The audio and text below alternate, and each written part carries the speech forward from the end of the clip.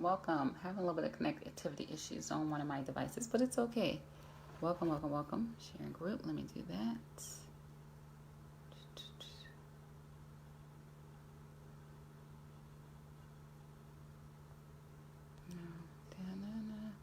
Hey, Lady Alicia. How are you? Hey, Parmila. I'm not going to tag anybody. I'm going to jump right in because I literally want to be 10 minutes, which sometimes can be a challenge for me. This is your girl, Jo Bullock, and I am the Young Singles Marriage Prep Coach and one of your transformational scientists. And lastly but not least, mindset architect. We're all about renewing your mind so you can transform your life. And what we believe is once you're able to renew your mind, you're able to create a life you love and attract and keep the love of your life. So as you come in, say hey. I'm going to be on countdown 9 minutes. I want to make this short and sweet. I may blog about this too because I feel like I could do a blog about this, a vlog, but I'm going to go ahead and share because I promise I will share tips. Although I am super tardy, I'm going to go ahead and do it. Doing well. I'm doing good. All is good. Hey, Keisha, how are you? Hey, Helnetta, how are you? So I have 5 things I wrote down late last night that I'm going to share with you guys today. And I am on, you guys know I have a full-time investor, so I'm taking like a quick break to share this with you here. So let me go ahead and do that. You guys are ready? If you're ready, just type ready and we're going to jump in. I got at least 3 things for you today. So make sure you grab a pen and paper for those who are ready. Okay, I got one ready and I'm moving. Okay, so the first thing is, well, let me even tell you, just a quick 30-second, not formal introduction, just introduction. As I mentioned my name already, right now I am married and it's been 6 years. It'll be 7 years come November. And for me and my husband, we've been extremely blessed when it comes to the marriage union. We found that, I don't want to say we cracked the code, but I feel like we definitely have found a way to make marriage a lot easier. But I have to tell you, it wasn't so much what we've done inside our marriage as it's been what we did before our marriage. And that's what I want to help and share with you today. Okay, but I have to say, I don't say that to brag or to say, oh, well, she say her marriage, all that, whatever. No.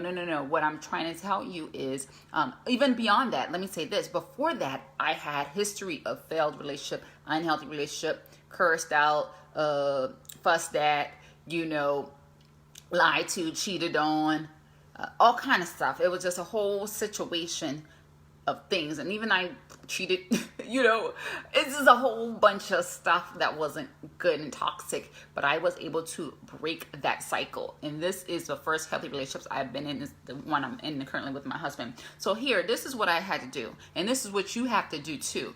You have to admit that things aren't working, if that's your case, because oftentimes I find the people that likes to listen to me and find benefit in what I'm saying, they tend to have a history of unhealthy relationships, a history of failed relationships, a history of dead-end relationships, a history of attracting people that are not quite on their level.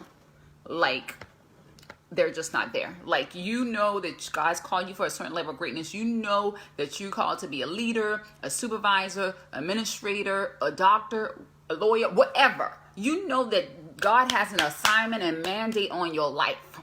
And for some reason, you attracting some dragged down joker that is not quite on that level. And it's like, why?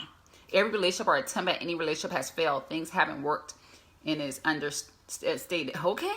But let me tell you, you all have the power to turn that around. You don't have to give your power to nobody. You can turn it around. Let me go because I know I don't want to. I want to give you guys this. So first, admit that something is not working.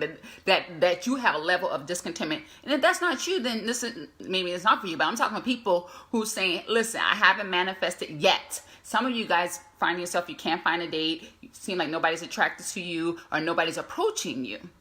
Something's not working and we just need to confess this ain't working. And that's what I did. I had to get a point and I said, it is not working for me.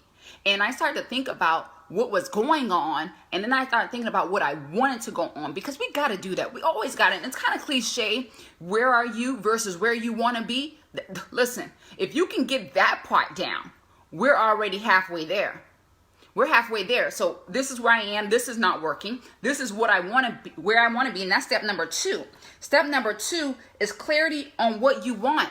I wrote this down late last night. I'm looking at this, right? What do you want? What does that look like?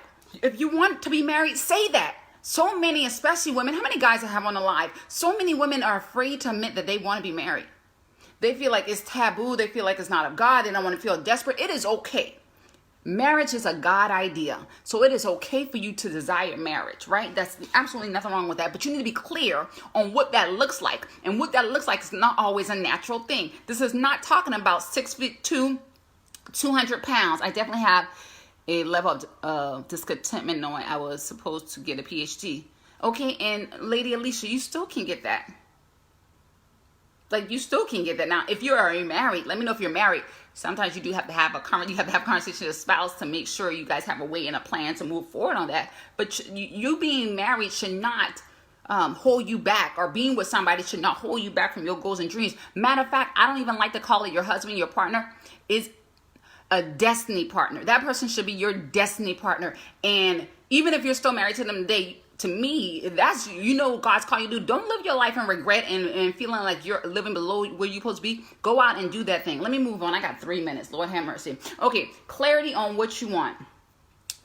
Is a lot of times it's spiritually. Think about what you want spiritually. Think about what you want mentally. Think about what you want and what you need emotionally. Think about what you want and what you need financially. See, we get so caught up in what we want in terms of the looks. Oh, I want him to be tall, dark, and handsome. I want him to be driving this and that. No. What do you need in terms of financial freedom? What do you need in terms of emotional support and well-being? What do you need in terms of mental support? Come on. All right. So once you get that, and I always say, and I put a note here, and I don't want to skip it. I referenced one of my favorite scriptures, was in Matthew 6:33, which it says, "Seek ye first the kingdom of God." So if you don't know what you want, think about what God would desire for you. What would God's best for you? God would want you to be with somebody who's after his very heart, right? The next thing is, number 3, is renew your mind. Renewing, hello, is the renewing of the mind. The renewing, I can't stop it at renew, because you can't just say, oh, my mind is renewed, I'm good. It's the renewing of the mind, which means when you're renewing your mind, you cannot stop renewing, because it's an ongoing, continuous process that does not end. Okay. So go from the state of being negative to being positive. Go from the state of complaining about what's not working, what's not going good, and go to the place of gratitude. Today I was just thinking, I think God allowed me to operate in gratitude. I'm having Christmas at my house, and I'm thinking, man, I wish I was able to get this mattress that I wanted to get. I wanted to get it for Black Friday. My husband shut that down. I was like, no, we didn't plan for it. Next year, we got a plan to get it. You can't just buy it out the blue. So I couldn't get the mattress that I wanted. I wanted a dining room table, and I was thinking I should have got it when we bought our furniture last year, but I didn't, and I still want it, and I wasn't able to get it. You know what? I could dwell and be aggravated and frustrated about what I don't have, but I'm choosing, rather than to focus on those things. I mean, I still think about it. Don't get it wrong. I still desire those things. Don't get it twisted. However, I decided to fix my mind on the things that's good and that's lovely. So for example, I'm focusing on, okay, let me get a tablecloth that's really nice. Because we got like a little table I bought from Walmart. So I'm going to use that table. I'm going to put a nice tablecloth on it. The tablecloth may cost more than a table. Okay. And I got my husband getting some chairs from the store. He's gonna get some chairs from Walmart, and I'm getting a centerpiece for the table. I'm doing what I can. I bought some poinsettias. I got my tree. I bought everybody a gift. So I'm not focused on, I could complain and be discontent about what I can't get right now, or I can focus on and be in gratitude that I have enough money in the bank to get the plastic chairs and to get the tablecloths and to get people gifts and to do other things. Because we got to learn how to focus on the things that we do have and learn. And that's the next thing. It's interesting I say that. The next thing I have here, and this is all under renewing the mind. You can move from a place of discontentment to a place of contentment. Right? So I'm not going to be discontent because I can't get everything I want. I'm going to operate in a state of contentment and learn how to work that thing for me. Absolutely. In the present moment. The fourth thing, I got to get off here. The fourth thing, detach from, so this going back to dating. I kind of give a non-dating example just about renewing your mind in life periods, right?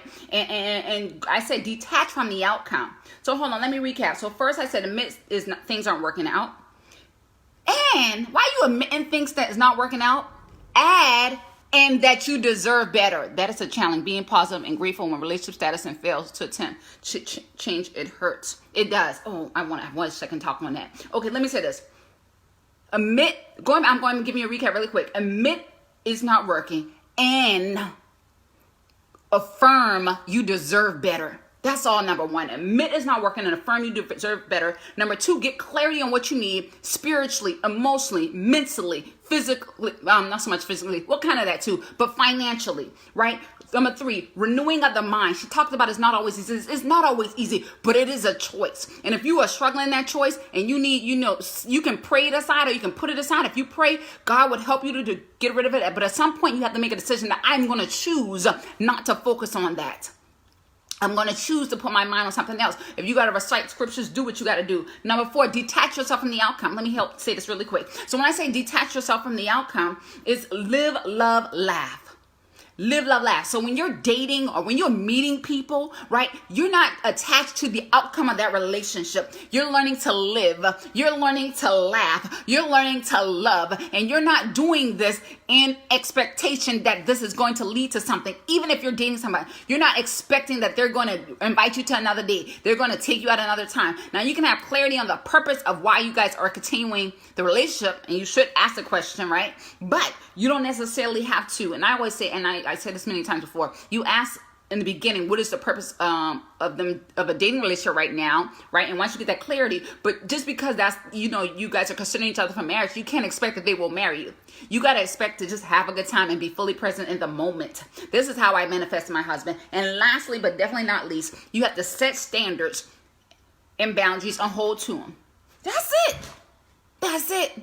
Now, it's easier said than done. It's easier said than done. So I gave you the 5 tips. This is 5 tips of how I manifest my husband. Maybe I'll blog about it, maybe I won't. But what I will be doing is this Sunday, I will be sharing my 7-step process of how to attract and keep healthy, happy love that leads to a lasting marriage, which is a little different than some of the things I shared here today. And my goal is actually going to be like 75 minutes and I will be able to answer your questions. So I put a link on Periscope and on Facebook and on whatever platform you're on. The link is there, and you can sign up to join me this Sunday. It's going to either be at 8 or 9. We're voting right now to see if it's going to be 8 p.m. or 9 p.m. But I got to go. Thank you so much for joining. I appreciate all of you guys that came on today. I'm really working to get lives out more, but I've been trying to manage my energy at the same time. So it's just like working out and also managing my schedule, but I got to go. Love you guys. Have a blessed day. Until next time. See ya. Thanks for joining. I'll be back on, if no later than Friday at 8:05 p.m. If I don't be on any other time, I'll be on a Friday night, 8:05 Eastern Standard Time p.m. Mark your calendars, and I'll see you there. Thank you. You're welcome. God bless.